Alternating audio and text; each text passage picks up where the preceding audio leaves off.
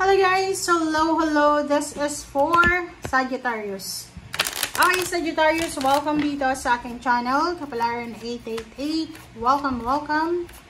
Alamin natin kung anong messages, vibration, gabay energy para sa inyong lahat. Last week na tayo ng November. Happy birthday sa inyong lahat, Sagittarius. Okay, yung magba-birthday this week, happy birthday sa inyong lahat, guys. Happy birthday. Okay. Ay, Sagittarius, nakikita ko sa'yo dito, naka-reverse yung child. So, sobrang busy ka. It's either nagtatrabaho ka sa umaga, sa gabi, overtime. Okay? So, please comment down below, Sagi. Yung Sagittarius na to, babae ka man or lalaki, pwedeng sa pabrika ka nagtatrabaho, may mga graveyard shift, may mga overtime, weekend, work, ganito, na napapabayaan mo na yung pamilya mo, lalo kung may anak ka na. Okay? Kung may anak ka na, lalo babae yung anak mo, kailangan ng balanse. Lalaki ka man, father or mother na Sagittarius, you need to be careful. Kailangan mong bantayan ang iyong anak. Kailangan ng guidance ang iyong anak. Kailangan ng balanse sa trabaho. Kailangan huwag puro trabaho lang. Make sure na may time ka rin para sa pamilya, lalo na sa anak mo. Okay? Nakikita natin na busy ka. Pagod na pagod. Antok na antok to na Sagittarius na to.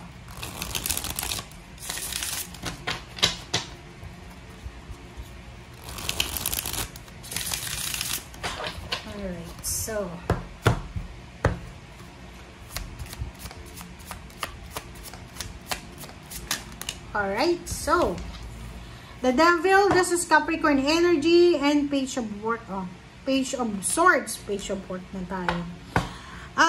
Sinasabi ng barahan na to, kasi itong Page of Swords na to, kailangan ng balance ito eh. Diba? Kakasabi ko lang sa'yo. Kailangan mo ng balance, kailangan mong iset yung priorities mo. Okay? Kasi yung Sagittarius na to ay masyadong workaholic or nagmo-multitask ka. Kailangan mo daw na timbangin ang sitwasyon. Kailangan mo ng balanse. Make sure na nagagawa mo yung obligations mo. And the Devil, sinasabi ng barahan na to na huwag tayong masyadong materialistic. Okay? Kasi itong Sagittarius na to, parang hindi ka nagpapahinga. Parang restless ka. Hindi ka nagpapahinga. Masyado kang energetic. Aggressive yung approach mo, lalo sa pera.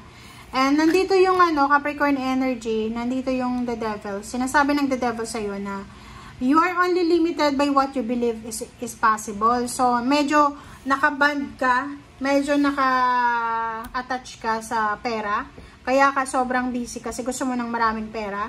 So, masyado kang obsessed sa trabaho mo. Masyado kang nakakapit sa trabaho mo. So, sinasabi ng barahan na iwasan natin, balansihin natin, huwag tayo masyadong materialistic. Okay? Alright, so,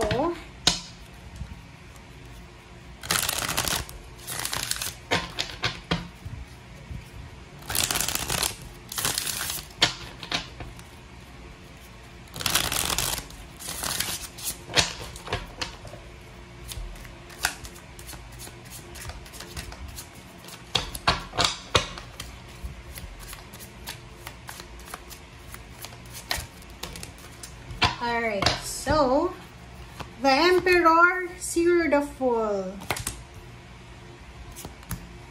Ace of Wands. Wow, ang ganda na ito, guys. Okay, Sagi, tingnan mo yung baraha mo. Yung baraha mo dito, isang Sagittarius ang posibleng kakapasok niya lang sa isang trabaho. Kailangan niya magpakitang gilas sa kanyang boss. Meron ditong Sagittarius na sobra kang excited.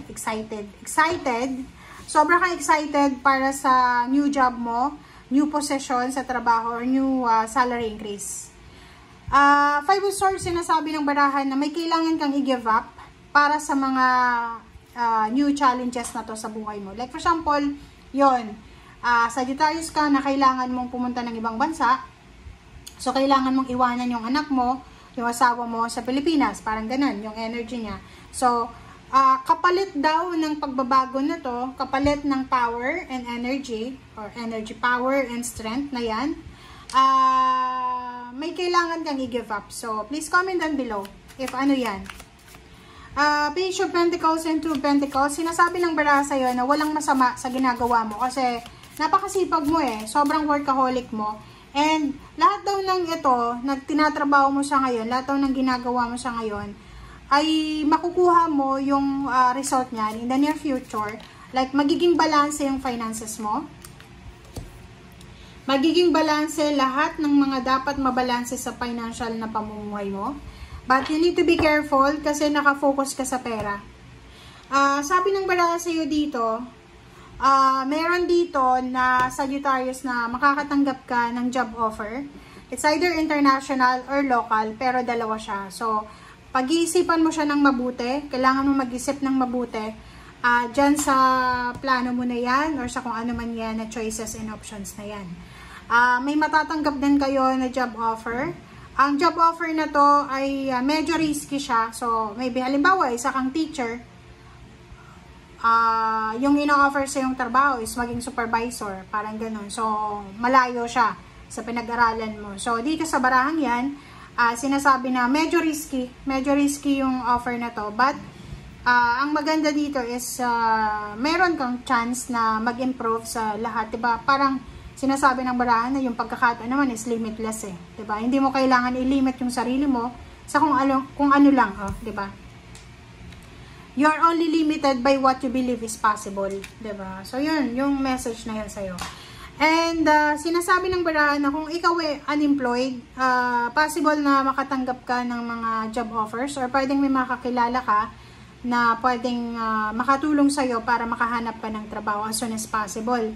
Kailangan mo rin na i-keep lahat ng mga kinikita mo. So, useless daw yung mga pagdo-double time mo, pag-workaholic mo, multitask mo. Kung lahat ng kinikita mo ay gagastusin mo lang sa isang araw.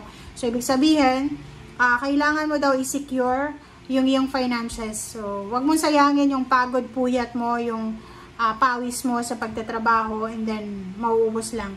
Five of Swords, sinasabi ng barahan na kahit na busy ka sa trabaho, busy ka sa business mo, huwag mong i-give up yung health mo. Okay? Napaka-importante daw yung health mo dito. So, pag-isipang mabuti ang lahat bago tayo gumawa ng desisyon. And, yung Ace of Wands na yan, kahit na busy ka sa trabaho, make sure na excited ka pa rin sa mga ibang bagay. Kumbaga, kahit na busy tayo, kailangan natin na isipin na may mga time din na kailangan natin magsaya. Diba, mag-celebrate. Kasi may iba sa atin na dahil sa sobrang workaholic, nakakalimutan na natin na kailangan nating magsaya sa birthday ng anak natin sa birthday ng magulang natin, or kahit sa sarili mo, birthday mo, diba? So, kung birthday mo, magpahinga ka, diba? Mag-grounding ka, punta ka ng dagat, mag-walking, mag-jogging, ganyan, ganito. Diba? So, yun, thank you for watching. Or maybe punta ka ng simbahan, mag-pray. Okay, thank you guys. Bye!